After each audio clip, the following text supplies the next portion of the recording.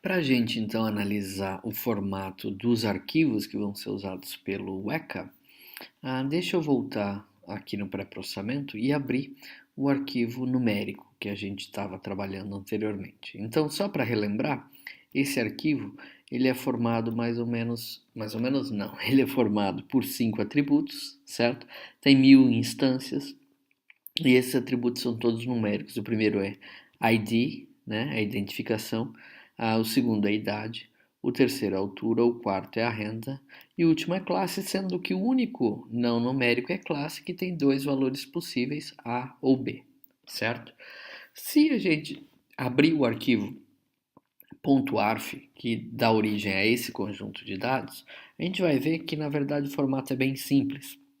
Você tem que sempre começar o arquivo com esse @relation e daí o nome do arquivo que você quer trabalhar. Perceba que esse nome não precisa ser necessariamente o nome do arquivo TXT da onde vieram os dados, tá? Nesse caso aqui tem esse nome, mas não precisaria ser. E depois você começa então na próxima linha, @attribute, o nome do atributo e o tipo do atributo. E isso você repete para todos os atributos que a gente tem. Percebam que para atributos numéricos você pode pôr simplesmente numeric aqui na frente, tá? E para atributos que tenham valores específicos, como a classe, por exemplo, a gente coloca abre-chave e vai listando separado por vírgula todos os valores que podem aparecer para essa variável ou para esse atributo. Tá? Logo depois disso a gente põe @data, data, e em cada linha, então, vem uma tupla, uma instância do atributo, aliás, do banco de dados, que contém exatamente a mesma ordem que apareceu aqui, vão estar os valores que estão aqui. Como a gente percebe no nosso Weka desse arquivo, existem 1000 instâncias, então a gente vai ter 1000 linhas aqui para baixo com esses valores que nós temos, certo? Então o formato é super simples, é um formato de arquivo com valores separados por vírgula, tá? E um cabeçalho inicial que tem sempre o nome da relação, a lista dos atributos todos definidos e assim por diante. Eu quero usar uma ferramenta do Weka para discretizar e para a gente ter ideia de como isso funciona. Então, esses são os dados originais, certo? Vocês se lembram que para esse conjunto de dados a gente fez uma discretização juntos aqui, né? Então eu vou fazer a discretização de novo.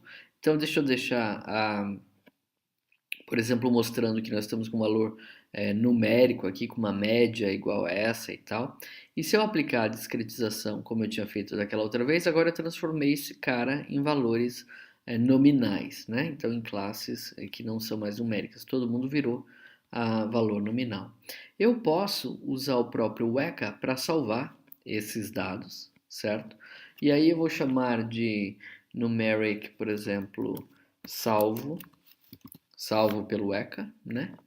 Aí vocês vão ver a diferença que o Weka vai ter gerado nesses dados. Percebam então que agora, ao invés de eu ter idade, altura, renda sendo numéricos, foram criados valores que são os intervalos para cada uma dessas variáveis que a gente tem, certo? Então, se eu abrir esses dados que estão aqui, numeric salvo, eu estou abrindo o numeric salvo no nosso editor de texto agora. Vocês podem fazer isso aí também, tá? Mas se eu for abrir com o nosso editor de texto padrão, que está aqui, o que vai acontecer é que, percebam, o Weka criou um novo arquivo texto, né? Com o nome da relação agora sendo numérico aplicado, o filtro do Weka não supervisionado, discretizando. Então ele pôs todo esse nome para a gente saber que o arquivo foi gerado depois de ter discretizado usando esse método discretize, não é? Aí o primeiro atributo, que é o ID, ele diz que os valores possíveis são esse, barra de menos infinito até 200.8, fecha, vírgula, o próximo valor é esse, vírgula, o próximo é esse, assim por diante, que são exatamente, se nós retornarmos aqui no Weka, os valores criados pela ferramenta, né? Então, menos infinito até 200.8, etc. Certo? Então, é isso que ele fez.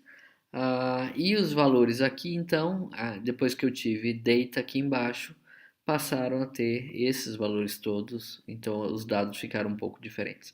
Se eu fizer uma análise comparativa dessa versão para a versão anterior, a gente vai perceber que a grande diferença está no nome, que foi alterado. Aqui era sempre numérico e aqui passou a ter os valores específicos que a gente precisava. E depois que começa o data aqui, a gente teria esses valores numéricos e aqui não temos mais os valores numéricos, certo? Então o ECA pode salvar resultados de discretização para a gente num formato e você pode abrir os valores já discretizados depois, então. Tá? Uma outra característica bem interessante da gente trabalhar é aqui no momento de abrir um arquivo. Percebam que eu poderia abrir um arquivo. Eu vou mostrar para vocês qual é a característica desse arquivo numeric sem extensão. Tá? Esse arquivo numeric sem extensão é um arquivo como este aqui que eu estou mostrando para vocês, onde na primeira linha eu tenho o nome das variáveis, certo? E depois nas próximas linhas eu tenho os valores já, as instâncias, as tuplas, as mil tuplas.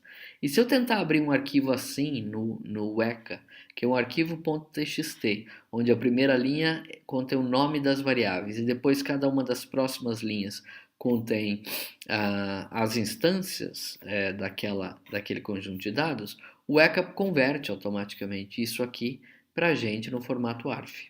Então eu vou usar como exemplo e vou escolher que eu quero abrir, só que eu vou dizer que vou abrir um arquivo com qualquer extensão. Então ele habilitou o numeric aqui. Quando eu abrir o numeric, ele vai dizer, olha, eu não posso determinar automaticamente como converter. Eu dou um OK. E daí ele chama o Weka Core Converter, né? Que é esse que está carregando um arquivo comma separated, quer dizer, separado por vírgulas, tá? Se eu der um OK aqui, ele abriu. Perceba que ele criou essas 1000 instâncias, numeric txt e etc. E ele cria exatamente aquele arquivo Weka que a gente já tinha do numeric txt. Então, da onde veio aquele arquivo, ele veio exatamente desse conversor que nós tínhamos, certo? Então isso é para mostrar para vocês que a gente pode, eu posso agora salvar como formato Weka e tal, com o nome que eu quiser. Vou chamar aqui numeric novo, por exemplo, tá? No formato Weka, salvei.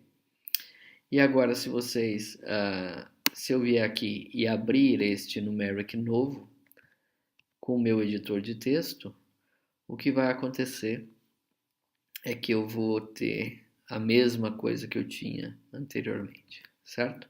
Que está aqui, então numeric, classe A, B e tal. Então ele gera automaticamente isso para você.